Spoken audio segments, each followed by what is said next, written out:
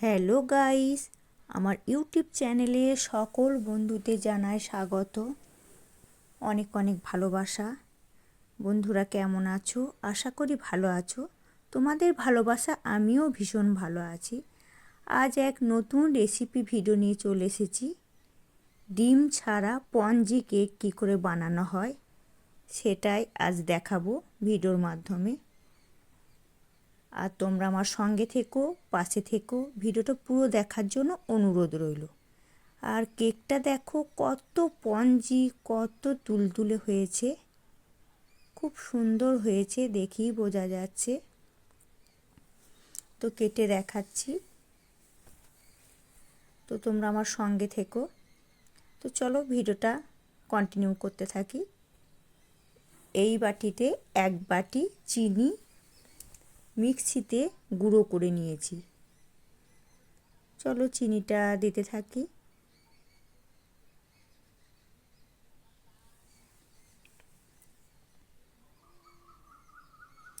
তোমরা যদি আরও বেশি মিষ্টি খাও, পরিমাণটা একটু, চিনির পরিমাণটা একটু বাড়িয়ে দিতে পারো। আর এই বাটিতে আমি 1/2 বাটি সাদা তেল নিয়েছি। যেহেতু চিনিটা গুঁড়ো করা আছে আর তেলটা খুব তাড়াতাড়ি মিশ্রণ হয়ে যাবে, তো সুন্দর করে আমি এইভাবে মিশ্রণ করে নেব।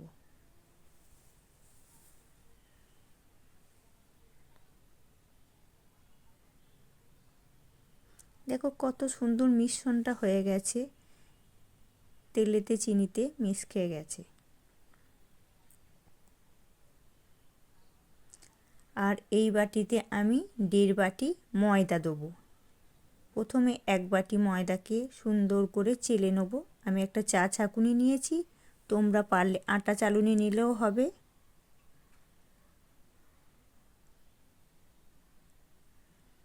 আমি আজকে ময়দা দিয়ে কেক বানাবো, ডিম ছাড়া।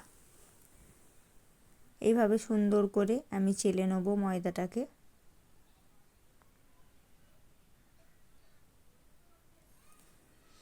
ময়দাটা চেলে নেব যাতে ডাব না পেকে থাকে, তাই মসৃণভাবে মিশ্রণটা হবে, তাই জন্য সব জিনিস উপকরণগুলো আমি চেলে নেব। আর এই বাটি 1/2 বাটি ময়দা, তাহলে আমি 1.5 বাটি ময়দা নিলাম।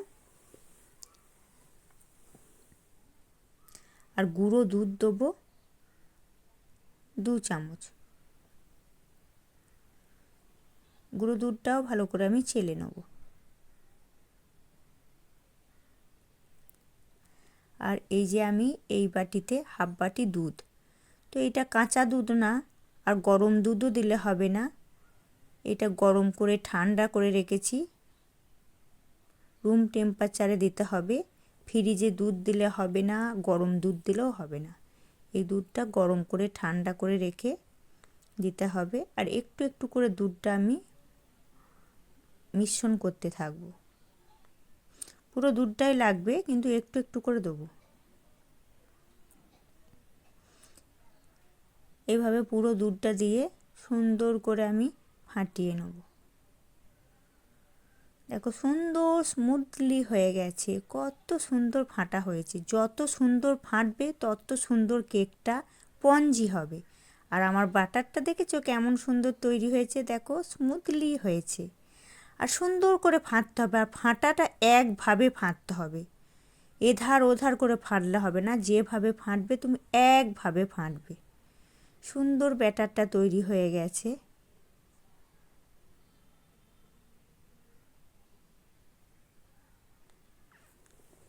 যত ফাটবে তত সুন্দর কেকটা হবে। আর এটা হচ্ছে বেকিং পাউডার, 1 চামচ দিচ্ছি বেকিং পাউডার। এটাও সুন্দর করে মিক্স করে নিতে হবে।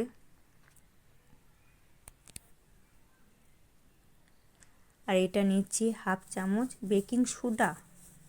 বেকিং সোডা, বেকিং পাউডারটা ঠিকঠাক না দিতে পারলে স্পঞ্জি হবে না। আর দিলাম 1 চামচ, ছোট চামচে 1 চামচ লবণ।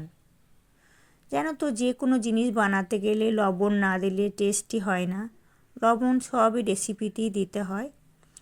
আমি আমার কাছে ভিনিগার নেই, তাই আমি কাগজি দেবো। কাগজির রস চেপে 1 চামচ কাগজি রস দেবো। 1 চামচে একটু বেশি দেবো। কাগজির রসকে সুন্দর করে মিক্স করে নেব।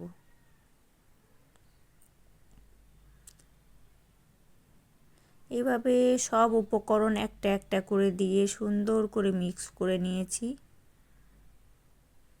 আমার ব্যাটারটা খুব সুন্দর তৈরি হয়ে গেছে। কিছুক্ষণ রেস্টে রেখে দিতে হবে, 1 ঘন্টা রেস্টে রেখে দিতে হবে।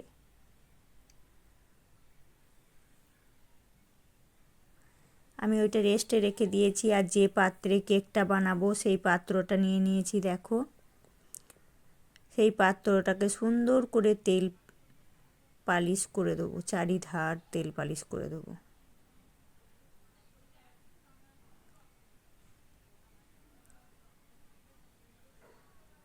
আমি খাতার সাদা পাতায় কেটে নিয়েছি। সুন্দর করে কেটে মাপ করে গোল করে কেটে নিয়েছি। তেল ব্রাশ করে দিয়েছি। তেল ব্রাশ করে ওপরে সুন্দর করে সেট করে দিয়েছি। ওপরে কাগজে ওপরে একটু তেল ব্রাশ করে দেবো যাতে সুন্দরভাবে বসে যায়। আমি গোটায় তেল ব্রাশ করে দিয়ে এবার ব্যাটারটা দেখে নাও। রেস্টে রেখেছিলাম, রেস্টে থেকে দেখো কত সুন্দর হয়েছে। কেকের ব্যাটারটা এরপর পাত্রের মধ্যে একটু একটু করে দিয়ে দেবো।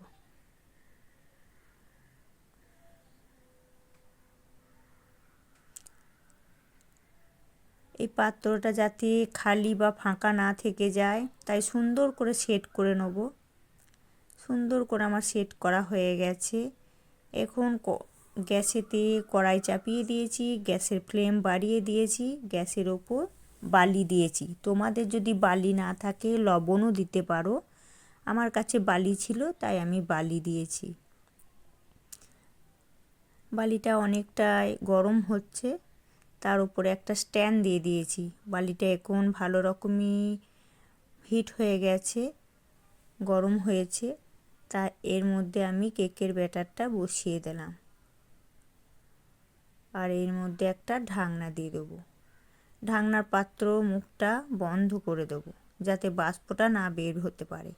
আমি একবারে ফিরবো 30 মিনিট পর। চলে এসেছি 30 মিনিট পর। কেকটা দেখো অনেকটাই ফেঁপে গেছে। দেখেছো কেকটা ফেঁপে গেছে। আমি প্রথমে টুটি ফুটি যা দেওয়ার প্রথমে দিইনি কেন, প্রথমে দিলে তলায় চলে যায়, তাই আমি 30 মিনিট পর এগুলো দিয়ে সাজিয়ে দিচ্ছি। সুন্দর করে একটু সাজিয়ে নেব। দেখো আমি 45 মিনিট পর চলে এসেছি। কেকটা দেখবো এরপর একটা টুথপিক করে দেখছি, টুথপিকে দেখছি লাগেনি মানে কেকটা আমার পুরোপুরি সিদ্ধ হয়ে গেছে, সুন্দর বের হয়ে যাচ্ছে, তার মধ্যে লাগছে না। কেক আমার রেডি হয়ে গেছে। খুব সুন্দর কেকটা বানানো হয়েছে, কালারটাও ভীষণ সুন্দর এসেছে। আর আমি যে পাত্রের মধ্যে রেখেছিলাম পাত্রটা উবুড় করে দিয়ে একটু করে টুকা মেরে দিয়েছি। দেখো কেকটা বের হয়ে গেছে, কত সহজে কেকটা বেরিয়ে গেল। আর কেকের ওপরে যে কাগজটা আছে সেই কাগজটা একটু ছাড়িয়ে দেবো।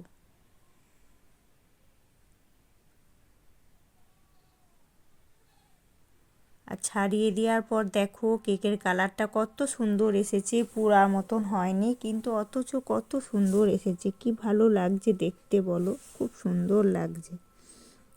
আর কেকের সামনেটা দেখো, কেকের সামনেটা কালারটাও দারুণ সুন্দর হয়েছে, খুব ভালো লাগছে দেখতে। আর কত স্পঞ্জি তুলতুলে নরম তুলতুলে হয়েছে দেখতে। যারা নতুন বন্ধুরা প্রথমবার আমার চ্যানেলে ভিজিট করেছো, আমার চ্যানেলটা সাবস্ক্রাইব করে পাশে থেকো, বেল আইকনটা প্রেস করে রেখো যাতে নিত্য নতুন ভিডিও তোমাদের কাছে পৌঁছে যায়। আর দেখো আমার কেকটা কত স্পঞ্জি তুলতুলে হয়েছে, খেতেও ভীষণ ভালো হবে। তুলতুলে স্পঞ্জি ডিম ছাড়া ময়দা দিয়ে কেক। তো তোমরা এইভাবে বানিয়ে দেখবে, নিশ্চয়ই তোমাদের ভালো হবে। আর কেকটা একটু কেটে দেখাবো। দেখো কেকটা কত সুন্দর, এই দেখো স্পঞ্জি তুলতুলে হয়েছে। একদম স্পঞ্জ।